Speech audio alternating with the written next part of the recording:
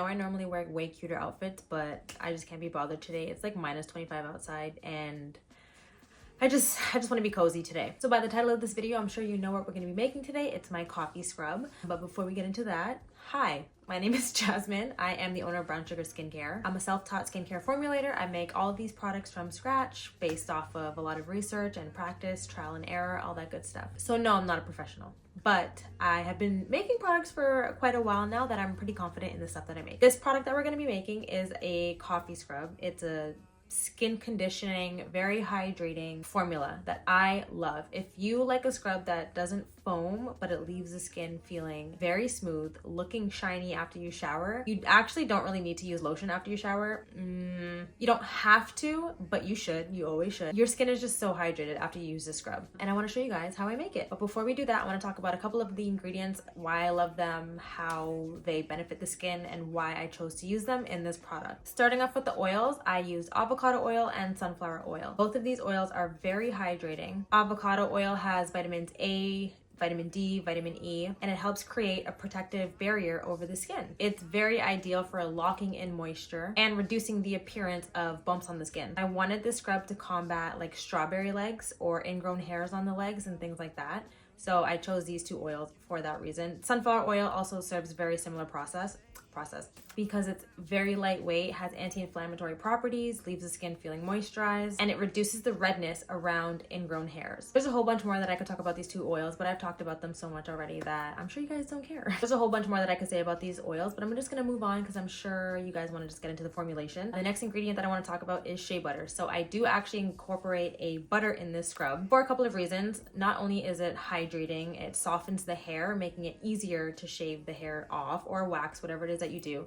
Just softens the hair, but it also does harden the scrub a little bit. So I didn't want a scrub that was just an oil and an exfoliant because you know those two separate and then you'll have like a layer of oil on top, and I didn't want that. So I incorporated a little bit of a butter plus the two waxes that I'll talk about, but I really wanted something that was also going to be great for the skin. Most of these ingredients are great at preventing the ingrown hairs, but then also softening the hair to make it easier so that when you shave it, when it grows back, it's not as harsh, thick, and like gets stuck under the skin. And the next two ingredients I'm going to be talking about are the waxes. I use emulsifying wax and acetyl alcohol. I think it's acetyl alcohol. Both of these ingredients are great hardeners. So like I said, I didn't want the scrub to be too liquidy or anything like that. So it creates like a malleable type texture. But both of these ingredients are so amazing for being easily absorbed into the skin. So it's very moisturizing. The acetyl alcohol is actually more of like a skin conditioner, so which I love. It softens the skin as well so that after the shower your skin is not dry at all, and it actually helps prevent moisture loss, which I really do like. Sometimes you'll use a scrub, you love it, your skin feels great, and then like 2 hours later your skin is dry and it looks more scaly. That is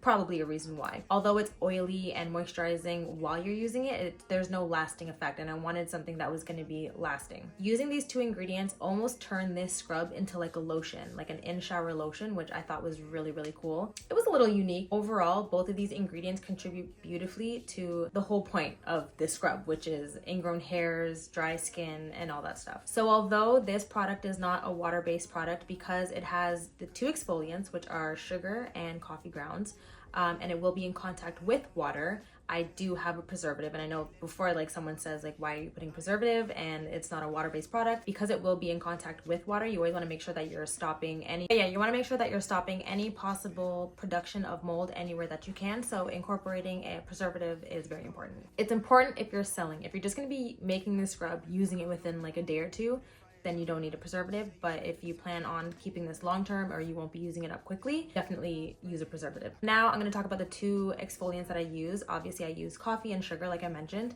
They are obviously much more coarse, so this may not be for everyone. You can always use something like pumice stone or jojoba beads, I don't know, something a little more gentle. But I chose these two for the sake of them being able to lift those ingrown hairs from underneath the skin.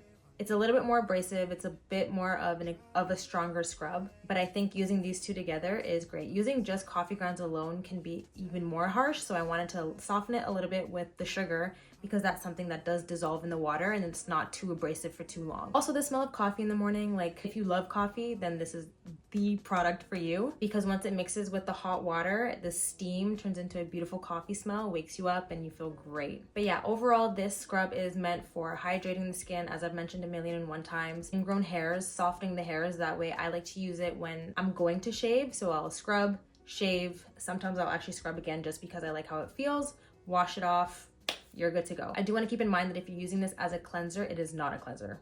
Simply put, there's no cleansing ingredient in it, so you want to make sure that you're still using soap alongside using this scrub. Now that all the boring stuff is out the way, I will show you guys my formula, and then I'll get into making the product.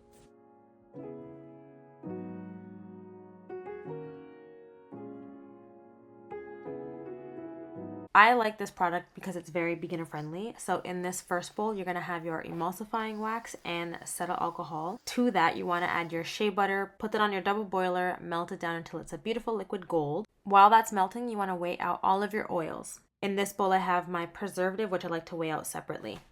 Something that I did that you guys will see in the next few clips is I added in my oils into my melted down butter and waxes while my oil was still a little bit too cold. So what happened was that caused my melted phase to seize up right here, which isn't a bad thing by any means. It's just because the oil is cold, the waxes started to re-solidify, and yeah. So what you want to do is make sure that your temperatures are as close as possible so you can heat up your oil phase as well, or you can just add it in cold while it's still on the double boiler on your stove or whatever method you're using, even if you're putting it in the microwave. After letting it sit in the fridge for about an hour and a half, because I did quite a large batch, I like to take it out when it gets to this applesauce consistency. This is just what I found that it whips up the nicest. There's no clumps left behind or anything like that, or it's not too hard that my machine can't whip it up. So I love this consistency. You guys can play around with it, see what you like. So because I'm making a larger batch, I actually wanted to use my paddle attachment. I'll use that to mix in my preservative, and while that's mixing in, just to get everything incorporated, I will start weighing out my sugar and coffee ground mixture. This is just a 50-50 mix of sugar and coffee ground, and then I will weigh out however big my batch of base is. So let's say I'm making 100 grams of this coffee scrub base, I will add 100 grams of this coffee ground and sugar mixture. Whip that up to your desired consistency, and there you go. You have just made your very own amazing exfoliating coffee scrub that is extremely skin conditioning and skin loving. This is the consistency that I like. And then I thought I'd give you guys a shot on how I fill the jars. What I used to do in the past was use a piping bag, and I used to pipe them in. It's a very soft texture, so it can be easily piped into the jars. I just like to use the ice cream scoop. If you have made it to the end of this video, I just want to say thank you very much for watching and supporting me. I hope you guys enjoyed this scrub formula. I have other formulas filmed that I haven't posted yet. So I have some face masks, body oils, cuticle oils. The list does go on. So stay tuned. Thank you so much again for supporting me, and I can't believe we're almost at 9,000 subscribers. It's actually mind-blowing. Feel free to follow me on any of the social media where I post updates about stuff that I'll be launching, or maybe some other formulations that I haven't posted on YouTube yet, but for the most part I post daily on Instagram. And I will see you guys in the next video.